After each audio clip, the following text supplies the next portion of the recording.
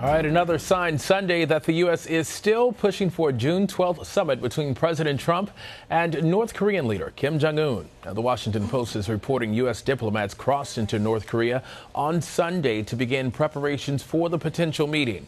The president abruptly canceled that meeting on Thursday, citing the North's tough rhetoric. And former director of national intelligence James Clapper was on Face the Nation Sunday, and he got a chance to talk about what needs to happen to keep the summit on track. I think they should nail down what the outcomes are. What are the intended outcomes for both? And I do have some thoughts on this.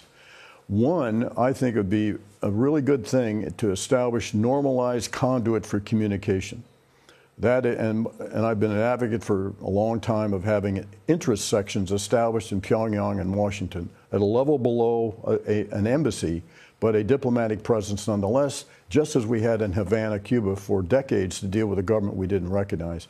This is not a reward for bad behavior at all. It's mutually reciprocal, and it would give us that presence there, more insight and understanding into North Korea, provide a conduit for information into North Korea, and as well give the North Koreans a sense of security by our having an official U.S. presence there.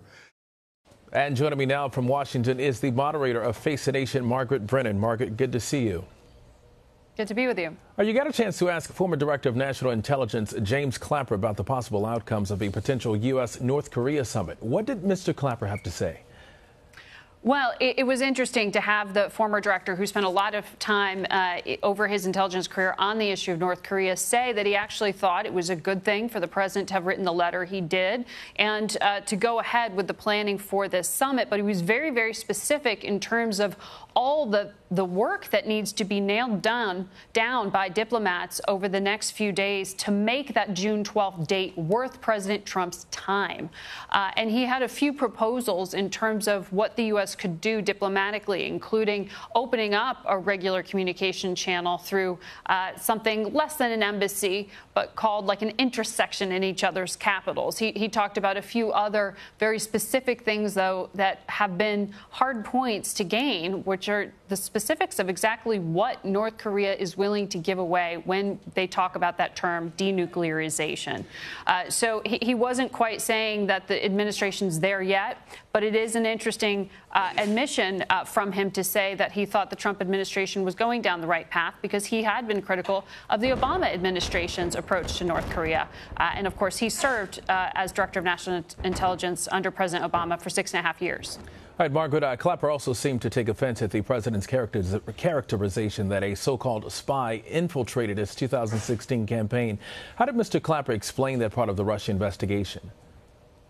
Well, he was specific that as an intelligence professional, a career one, a spy is not the same thing as an informant. And was saying there was no espionage here in this case. That may be what you may use in your everyday language, but certainly there was not that kind of tradecraft. He said what was being done was looking into what Russia was trying to do with the interference, the influence campaign, which he believes did tip the outcome of the election towards Donald Trump. And he believes that in this case of what the president is so focused on in terms of people who were on his campaign who were also speaking to the FBI, he said that you'd have to sit down and talk to the FBI director at the time about, because he, as Director of National Intelligence, was never asked about that. He said it did not rise to his desk. It was not something he approved if it happened at all. And he was just saying here that he thought the language being used was really mischaracterizing what the situation was in the first place. And we do know that there are people who had been working for the Trump campaign who are now cooperating with the FBI.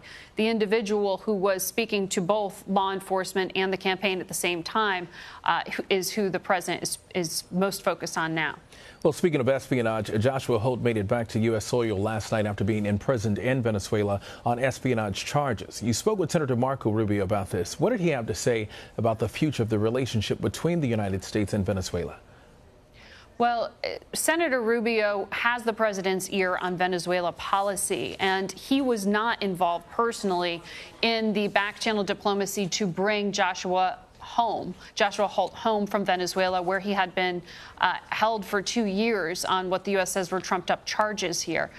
Those were back-channel talks through non-official sources and channels that were carried out by other Republican senators, including Orrin Hatch and Bob Corker. Senator Rubio is much more hardline on this particular issue of Venezuela. He is saying he supports where the president is now in terms of not making any concessions, not getting anything but tougher on sanctions, which the U.S. tightened again this past week, and saying that he doesn't think releasing one American warrants a change in that hardline policy. All right, Margaret Brennan. Thank you, Margaret.